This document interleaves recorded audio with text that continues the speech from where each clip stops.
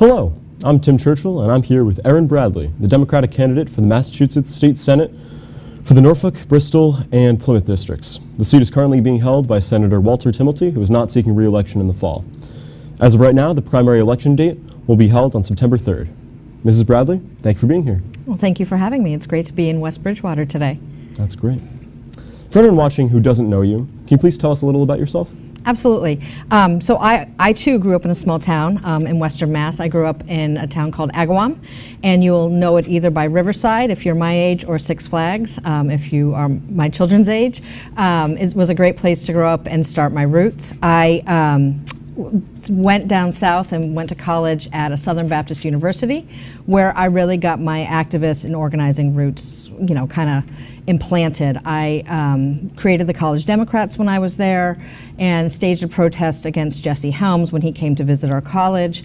It was very inspiring time for me personally. I then traveled across the country by train, learning about our country, all the different aspects of the population that make us one, and landed in Chicago, where I became the youngest photo editor at the Chicago Sun-Times. It was a wonderful opportunity. It's a badge I will unfortunately always have, since they have since completely gutted their photography department as many newspapers continue to get smaller and smaller. So investing in our hometown papers is a really important thing, and our hometown media so important. From there I came back to Boston. I worked at the Boston Herald. Happened to be in New York City watching the US Open and the Yankees-Red Sox games when 9/11 hit. So I was down at Ground Zero for 4 days covering that for the Boston Herald. While I was there, I was really evaluating my life, thinking about how I could give back to the community. What was I doing? And I decided to go into something easier, so I chose politics. It's definitely one of the opportunities that I love. I started working for Senator Spoka, who is now the Senate President. We did a lot of work on children, families, and persons with disabilities. That was her committee at the time. We passed many laws. I have the pens to prove them at home. And from there, I went on to run a statewide child advocacy organization that advocated for children in DCF, DYS, and DMH care. I then decided that I would give back a little bit more, so I ran for local office. I currently serve as a select board person in the town of Milton. Can you tell the voters what the roles and responsibilities of a state senator are? Yeah, absolutely. I love this piece of it. It's another civics lesson. So, so the roles of a state senator are, in my opinion, are to listen to their constituents and to bring forth the issues that our constituents are having. Right now, I would say a lot of that is around municipal budgeting, because that impacts our taxes, which is the real bottom dollar for us. So a state senator works on Beacon Hill. We write legislation, we pass legislation, we take stances, we use our office to help others to gain access to, if they have an issue getting a driver's license, we can help them do that. If they have an issue getting their child enrolled into a disability service, we can help them with that. So that's the role of the state senator, is to really help their constituents, listen to their constituents, and then go and try and make legislation that makes our lives a little bit easier. I see. And could you tell us what towns your district represents? Yeah, I call it the Candy Cane District. So if you look at a map, it goes from Braintree to Randolph to Milton to Stoughton to Easton to West Bridgewater and Bridgewater. So it's kind of my candy cane. Nice. Yeah. Nice. What education and experience do you have that you think will make you a better state senator than your opponents? Absolutely. So, right now, balancing our municipal budgets is a very difficult task. I've been dealing with our town budget for 8 years now. I served on the warrant committee, which is like the finance committee for the town, prior to becoming an elected select board member. I'm the only candidate that has that experience. I'm the only candidate that understands what it means to try and make those ends meet when it comes to our roads, when it comes to the DPW, snow removal, education, transportation, all of those things. So that's one thing that sets me apart. The other thing that sets me apart is that I'm the only one with state Senate experience.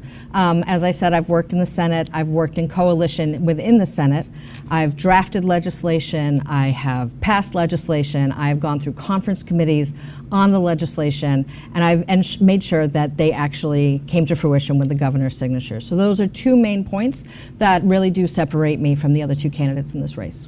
All right, all right. So all things considered, as a first-year senator, what would be your top priority? So I think the top priority for me is going to be bringing money back to our district. So, for example, if we had just tied Chapter 70, which is our educational funding mechanism for the state, if we had just tied that to inflation, our cities and towns would have gotten $437 million more dollars this year alone. That's a big thing, because I know that many communities in the district are really struggling to meet those educational costs, specifically around the transportation. So for me, I want to get to the State House. I want to start tinkering around with the funding streams that help our communities to make sure that we can actually give more money to the communities so that they can do what they need to do to educate our citizens. All right. If elected, how would you address homelessness and the need for affordable housing in the counties you represent? I love this question. One of the pieces I left out is that after I left the Children's League of Massachusetts, I was an executive director for our homeless coalition. So homelessness is something near and dear to my heart, something that I know every community in the state actually grapples with. I'm proud to say that I voted in favor of the MBTA Act in Milton. Many of you may know that Milton is currently being sued by the Attorney General for not being in compliance with this law. I was one of the ones that voted in favor of it. The main reason being is that we need to have more affordable housing in our communities. There's no way for folks to just move into a one-bedroom, one-bath in the town of Milton or in the city of Braintree. I don't know how it is down here in West Bridgewater, but I'm going to assume that there's not many one-bedroom, one-baths that are available. So for me, really making sure that MBTA Communities Act, the zoning overlay happens, is a way that we can start to address this. Specifically, though, there's an interesting piece that hopefully the governor will sign, which is the ADUs. So ADUs are accessory dwelling units, which can be a smaller, apartment that you place in your home or you put on your property if you've got a couple acres of land. And that can really be a way for us to start addressing not only the homelessness problem, but for folks that need to downsize in their community. That's interesting. Leading on from affordable housing and rising costs, what do you think is the single most important element to stimulating economic development in this district? Yeah, so that's a great question, and it can be very broad, but I think for me personally, what I would like to see is investment in education and workforce development. We need to ensure that our residents have access to high quality education and vocational services. We can create this highly skilled workforce if we only have this type of access. And by doing that, it will allow our local businesses to thrive, and will also foster innovation within our communities. So by doing all of these things, it will set us up to actually have an economic stimulus that continues on, and there is actually growth within our communities. So I think that education is the cornerstone of a long-term. I do, but not just education in the high school sense, but education also is in vocational training. I think that we as a state have kind of turned away from our vocational training. I'm happy to say we are part of the Blue Hills Regional Technical School up in Milton, and it's a wonderful learning opportunity and place for children to launch into their careers. And I really think we as a Commonwealth need to start investing more in that, because not everybody is set out to do the college route or the master's degree route. Some folks really we rely on them to be plumbers and to be auto mechanics. We can do our daily lives without folks like that, and so we really need to start investing more in those things, which will also bring more businesses into our communities if we actually have the workforce to make that happen. Yes. What concrete steps can you take to protect our senior citizens in need who could lose their housing due to rising costs? Yeah, so there's currently a few things. I currently work with seniors. After doing the child welfare and homelessness, I decided that helping seniors was my next route to go. So I go into seniors' homes and I help them with mass health, SNAP, which is food assistance, and then fuel assistance. All of those things try and put more dollars in their pockets so that they can actually afford to stay in their home communities. For seniors, they want to stay in their home communities. They want to stay with their council on aging. They want to stay in their church communities. They want to stay where they raise their children, and they would love to downsize, and they just can't do that. So one of the things that we have in Milton is the senior circuit breaker, so the tax break, which allows seniors to not have to pay the full property taxes on their bills. So I don't know if West Bridgewater also has that. I would assume that they do. If not, it's definitely something that's concrete that we can put in place right away, because it is a statewide initiative. What would you do at the state level to provide assistance to citizens with disabilities? So as somebody who's worked on the committee for persons with disabilities, one of the biggest things that we did from day one was we changed the Department of Mental Retardation, the name, to the Department of Developmental Disabilities. That was a big way to try and destigmatize persons with disabilities. So for me, I was out in the district the other day, actually in Bridgewater, and a gentleman came up to me and said, you know, what I really want is a day just for those of us with disabilities. And I was like, that's a great idea. So I was talking about it to somebody in Randolph, and they said, well, you know, we should make the day that the ADA was signed. And I was like, oh my goodness, why haven't we done this here in our state? So for me, it's going to be empowering people with disabilities and making sure that they feel seen and feel heard. I can tell you that it's really difficult to navigate the system. For many parents out there, when a child is about to turn 22, it's like a cliff that just drops off. So I can definitely say that my office will be there to help all of our residents try and navigate that system and make sure that their children get the services that they need. And also I hope that we can get a day where we can celebrate all the disabilities in our district and make sure that everybody feels seen and heard. That's certainly a wonderful goal. How would you help local communities gain more control over development? So gaining control over development is mainly done through zoning. So if you zone in a way that is forward-thinking, in a way that is like an overlay into a district to make sure that the buildings are only so high. That's a way to kind of control how development happens. Unfortunately, you can't really control if somebody sells a residential home to build a educational facility. Those are grandfathered in, so to speak. They're allowed no matter what. So really the way to try and control the development that's happening in our cities and towns is through zoning. And we need to be responsible about how we're doing our zoning, because really we do need to bring in businesses. We need to make it feel more welcoming to businesses so that our citizens can get those jobs. But we need to have the housing. Housing is the #1 reason why people are leaving the Commonwealth right now. They can't afford it. And the biggest demographic that's leaving is the 25 to 37-year-olds, which is the sweet spot for where you put your roots down, you start a family, you buy a house. Well, right now that's unattainable for many people here in the Commonwealth. So in order for us to really try and make things better, we really need to tackle housing, and we do that through zoning. Certainly. How do you plan to assist small businesses in this area? So I've been playing around with some ideas. I think that we really need to bump up our grant programs, specifically for women-owned business, for minority-owned businesses, for veteran-owned businesses. I really think that we need to make the path easier. When the pandemic hit and we had all that ARPA funding, I can tell you that for the town of Milton, I was on that financial board, and we were giving grants to small businesses to make sure that they stayed afloat. Things like that should be happening on a regular basis for folks to be able to start up a new business, right? And I was just at a bakery that opened 3 years ago in Randolph, and she told me that it takes 5 years before they actually start to see a profit. That's just mind-boggling, right? So how are we helping those small businesses and make sure that they are able to stay afloat for those first 5 years so that they finally do get to make a profit and can see the future of where they're going and to grow in the community?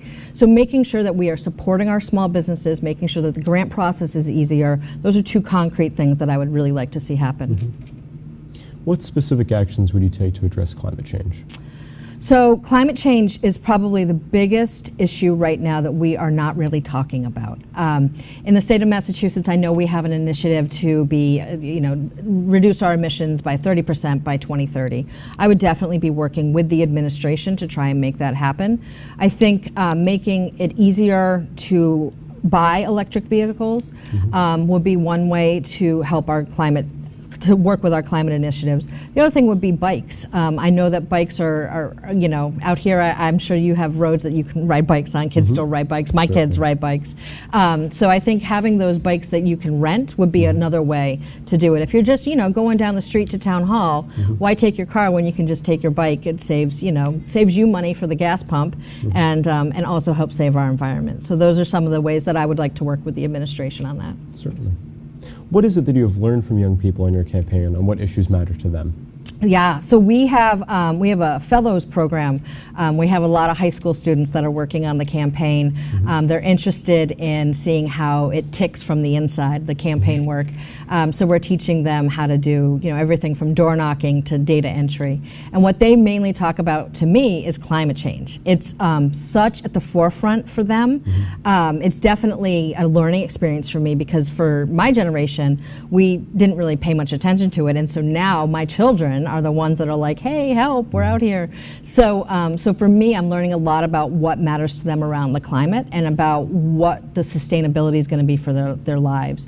The other big thing is that the destigmatizing LGBTQ folks, or people that are a little bit different, they don't see it the same way, and they don't really understand why there's such a big deal around people that are just a little bit different. So for me, it's going to be making sure that I support laws that help further that destigmatization, that further the advances for LGBTQ folks, for women, for people of color, making sure that I'm standing up for all of those in the community, and not just the regular folk, the ones that really don't have a voice at the State House. That's going to be my goal. I really want to create a pipeline to the State House. It's the people's house, and we don't think of it that way anymore. We think of it as this place up on the hill, and I really want to, I keep inviting everybody when I win. I'm like, come on, come to the State House, come visit me. So everybody in West Bridgewater, when I get sworn in, you are more than welcome to come visit me, share your ideas, share your concerns about what's happening in the community. But I really want young folks to get involved, because it's such a great way to make a difference and to make a change and to really impact lives. And so I want to kind of get young people excited about civics, and it's kind of one of those things that excites me. So making sure that young folks have a direct line to the office is going to be a major thing. That's certainly a very inclusive perspective. Yeah, thank you.